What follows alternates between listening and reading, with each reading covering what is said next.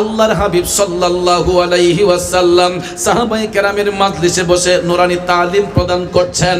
কিছুক্ষণ পর দেখা যায় গো আবু বকর সিদ্দিকের সাথে একজন লোক, চেহারাটা কালো, সারাটা শরীরে রক্তের আঘাত, সারাটা শরীর ক্ষত বিক্ষত, গায়ের মধ্যে কোনো কাপড় নাই, লজ্জাস্থানের কাপড় ঢাকনা ছাড়া বিকল্প কোনো কাপড় নাই। এমন সময় আবু বকর সিদ্দিক আল্লাহর হাবিবের কদম মুবারকে উপস্থিত হইলেন। সাহাবী হযরত বেলাল হাবশিরে দেখা কয়েকজন সাহাবীদের মধ্যে হাসি ঠাট্টা শুরু হয়ে গেল। আল্লাহর নবী সমস্ত সাহাবায়ে কেরামকে চুপ করতে বললেন, তোমরা চুপ করো। এমন সময় দেখা যায় হাবশি বেলাল আমার মায়ার নবীর চেহারা মুবারকের দিকে তাকাইয়া টপ টপ করে চোখের পানি সাইরা কাঁদতেছে আর ডাক দিচ্ছে, আসসালাতু আসসালামু আলাইকা ইয়া রাসূলুল্লাহ। হযরতে বেলাল হাবশী আল্লাহর নবীরে সালাম দিলেন। সালাম দিতে গিয়ে মুখের মধ্যে কথাটা একটু বেজে গেছে। এমন সময় কয়েকজন সাহাবী একটু হাসি মারলেন। আমার নবী বললেন, হে উম্মতেরা চুপ করো, তোমরা কাকে দেখে হাসতেছো তোমরা জানোনি? এই লোকটাকে তোমরা দেখে হাসতেছো, তার চেহারাটা যদিও কালো হয়, তার চেহারাটা যদিও কালো হইয়া থাকে, তোমরা তার শরীরটার দিকে তাকাইয়া দেখো, তোমাদের গায়ে পোশাক লাগানো, আমার বেলালের গায়ে কোনো পোশাক নাই। আমার বেলাল আমি নবীর জন্য পাগল হওয়ার কারণে তাকে তার শাসক উমাইয়া, তার মনিব উমাইয়া কেমন নির্যাতন করেছে তোমরা দেখো। আমার বেলালের দেহের মধ্যে এমন কোনো জায়গা বাদ নাই যে আমি নবীর জন্য আঘাত তার গায়ের মধ্যে না লেগেছে, প্রত্যেকটা জায়গার মধ্যে তার আঘাতের চিহ্ন তোমরা তাকাইয়া দেখো।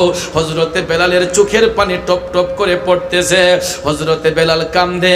আল্লাহর নবী ডাক দিয়া কয়, বেলাল লা তাহজান, চিন্তার কোনো কারণ নাই, ইন্নাল্লাহা মাআনা, নিশ্চয়ই আল্লাহ পাক আমাদের সাথে আছে।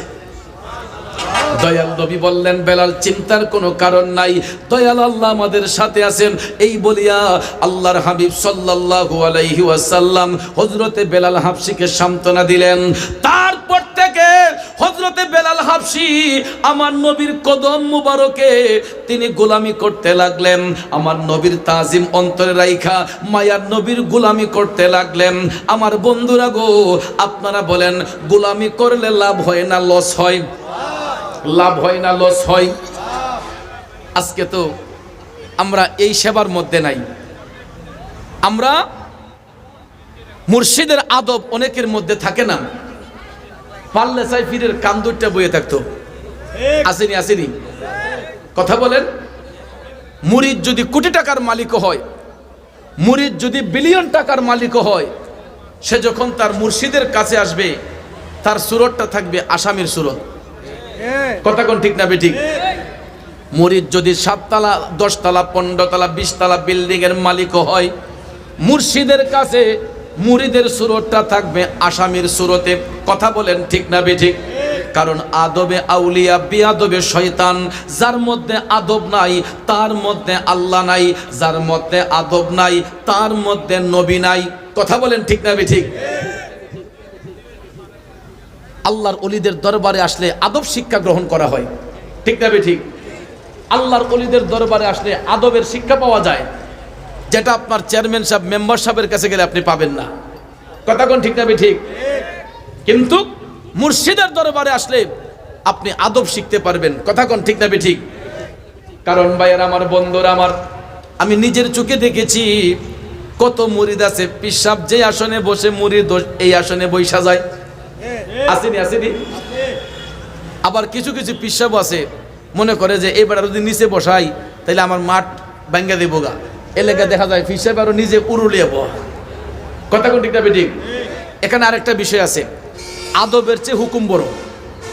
আপনি বসছেন আপনার মুর্শিদের কদমে, এখানে মুর্শিদ যদি আদেশ করে বাবা আপনি আমার পাশে বসেন, তখন বসাটা আপনার জরুরি, তখন আর আপনার আদব চলবে না, তখন হুকুমটা বড় হয়ে যায়। আদবের চেয়ে হুকুমটা বড়।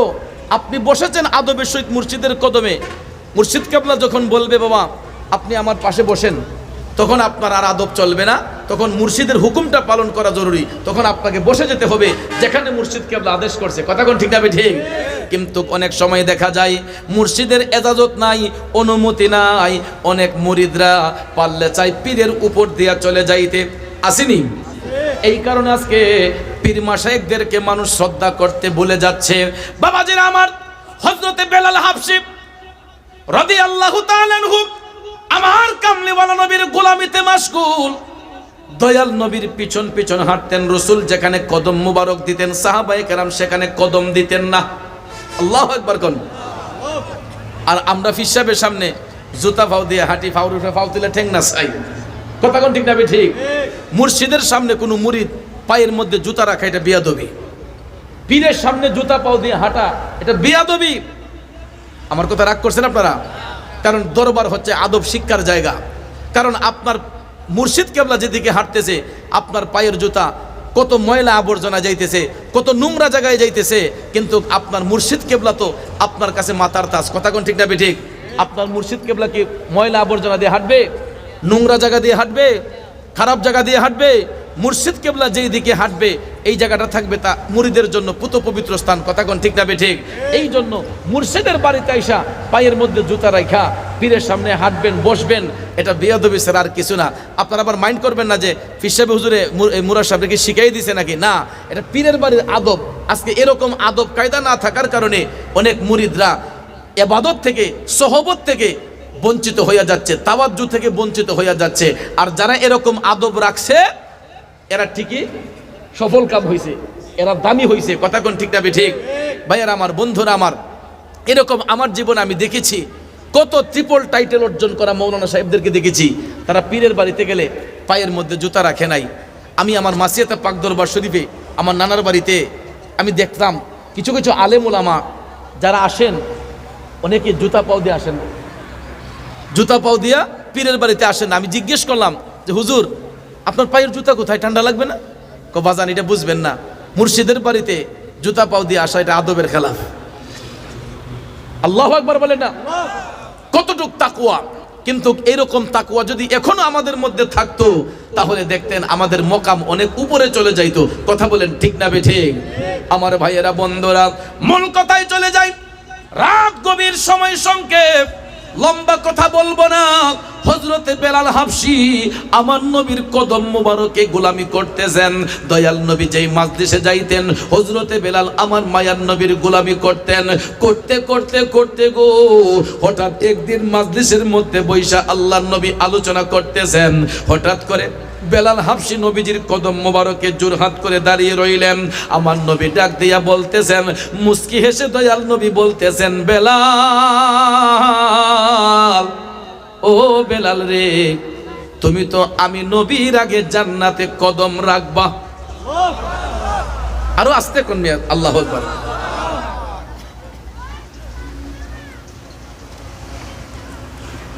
হযরতে বেলাল নবীর কদমে দাঁড়ানো, আল্লাহর হাবিব ডাক দিয়া বলতেছে, বেলাল, তুমি তো আমি নবীর আগে জান্নাতে কদম রাখবা। এই কথা শোনার পরে হযরতে বেলালের আর হুঁশ নাই, তিনি কাঁপতে শুরু করলেন। না জানি কত বড় বেয়াদবি আমি বেলাল নবীর কাছে করে ফেলেছি। কারণ যিনি রাহমাতাল লিল আলামিন, ওই নবীর আগে আমি হাবশী কেমনে জান্নাতে কদম রাখি? বেলাল টপ টপ করে চোখের পানি সাইরা কান্না শুরু করে দিলেন। জোরহাত করে বলতেছে, নবী গো, ইয়া রাসূলুল্লাহ, আমি হাবশী কি বড় ধরনের কোনো বেয়াদবি করে ফেলেছি? ইয়া রাসূলুল্লাহ, আমি গোলাম কি কোনো অন্যায় করে ফেলেছে? আল্লাহর নবী মুস্কি হেসে বললেন, না বেলাল না, আমি রাসূল যাহা বলেছি সত্য বলেছি। তুমি অবশ্যই আমি নবীর আগে জান্নাতে কদম রাখবা। এই কথা শোনার পরে সাহাবায়ে কেরাম সবাই একদম স্তব্ধ হয়ে গেলেন। সবাই ডেকে বলতেছে, নবী গো, আপনি রাহমাতাল লিল আলামিন, আপনাকে সারা এই হাবশী বেলাল কেমনে আগে জান্নাতে কদম রাখবো? ইয়া রাসূলুল্লাহ, এটা আমাদের বুঝে আসছে না। তখন আল্লাহর নবী বুঝাইয়া দিলেন, উম্মতেরা রে, তোমরা শুনো, এই কারণে আমার বেলাল আমি নবীর আগে জান্নাতে কদম রাখবে। কঠিন হাসরের ময়দানে আমার আল্লাহ রাব্বুল আলামিন আমি নবীর জন্য যেই জান্নাতে সাওয়ারিটা পাঠাইবেন, ওই সাওয়ারির মধ্যে একটা শিকল থাকবে। সাওয়ারির মধ্যে বসা থাকবো আমি, আর শিকলটা থাকবে আমার বেলালের কাঁধের মধ্যে। জান্নাতের দরজা দিয়ে ওই শিকলটাই না আমার বেলালে নিয়ে যাইব।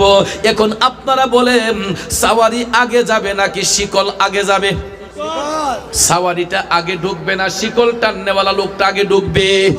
এ নবীর প্রেমিকেরা দেখো রে, আমার নবীর গোলামের কত বড় দাম।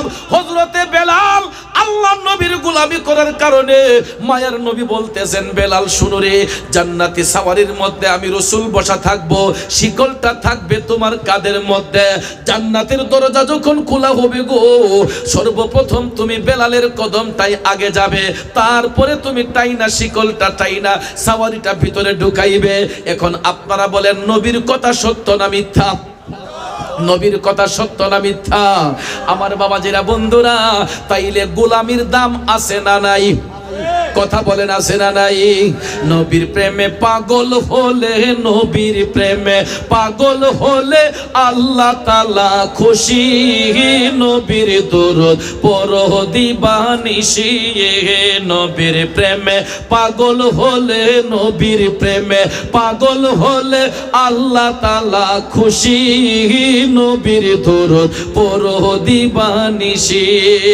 অসুবিধা হচ্ছে আমার বাবাজিরা বন্ধুরা, এখানেই শেষ নয়। দেখো রে হযরতে বেলালের আরো কত সম্মান। ও মুমিন মুসলমান, গভীর মনোযোগ।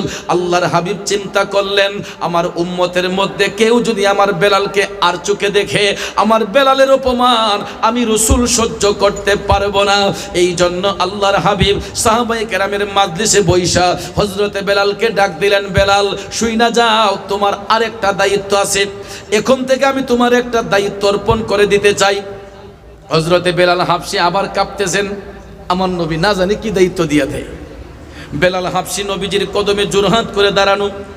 বাজান আমার বন্ধুরা আমার, আল্লাহর নবী ডাক দিয়া কয়, বেলাল এখন থেকে তুমি মুয়াজ্জিনের দায়িত্ব পালন করবা।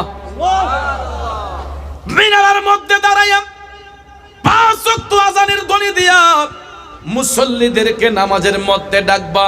ও বন্ধু, হযরতে বেলাল হাবশী কথা বলতে গেলে মুখে কথা বেজে যাইতো, কিন্তু যখন আল্লাহর নবী আদেশ করলেন, সাহাবায়ে কেরামের মধ্যে একটু ইতস্ততা ভাব, বেলালে কেমনে আজান দিব।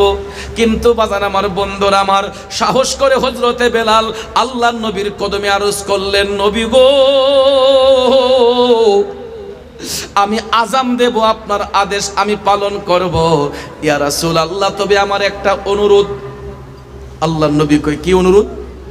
হযরতে বেলাল কয়, নবী গো, ইয়া রাসূলুল্লাহ, আমি যখন আজান দেব মিনারায় দাঁড়ায়া, যখন আমি আশহাদু আন্না মুহাম্মাদার রাসূলুল্লাহ বলবো, ওই মুহূর্তে আমি গোলাম, আপনি নবীকে আমার সামনে দেখতে চাই। মায়ার নবী গো, আমি যেন আপনার নুরানি চেহারা মুবারক দেখে দেখে আজানটা দিতে পারি। আল্লাহর নবী মুস্কি হেসে বললেন, বেলাল অবশ্যই তুমি আজানের ধ্বনির সময় যখন আমি নবীর নাম উচ্চারণ করব, আমাকে তোমার সামনে দেখতে পাইবা। এই কথা বলার পরে বাজান আমার বন্ধুরা আমার, আল্লাহর হাবিব সাল্লাল্লাহু আলাইহি ওয়াসাল্লাম বেলালকে মুয়াজ্জিনের দায়িত্ব দিলেন। এখন আপনারা বলেন, এই দায়িত্বটা ভালো না খারাপ? ভালো না খারাপ? আমরা তো মনে করি মুয়াজ্জিন সাহেবের মনে কোনো সম্মান নাই, যে ইমাম সাহেবের চাইতে মুয়াজ্জিন সাহেবের সম্মানটা মনে একটু কম। কিন্তু বাজান, এটা কখনো মনে করবেন না। শুনেন মুয়াজ্জিনের কেমন সম্মান, এটা হাদিস শরীফ। আল্লাহর নবী বলছেন, হাসরের ময়দানে এমন কিছু লোক থাকবে যাদের গলা থাকবে লম্বা লম্বা, তাদের কপালের মধ্যে নূর চমকাইতে থাকবে, এরা সব মানুষের ভিড়ে একটু আলাদা থাকবে। সাহাবায়ে কেরাম বললেন, ইয়া রাসূলুল্লাহ, ওনারা কারা? তখন আল্লাহর হাবিব বললেন, ওনারা হচ্ছে মুয়াজ্জিন, যারা আজানের ধ্বনি দিয়া মুসল্লিকে নামাজের দিকে আহ্বান করে। এই মুয়াজ্জিনের চেহারা থাকবে হাসরের ময়দানে অনেক উপরে, তাদের গলা থাকবে লম্বা এবং কপালের মধ্যে নূর চমকাবে। আল্লাহু আকবার বলেন।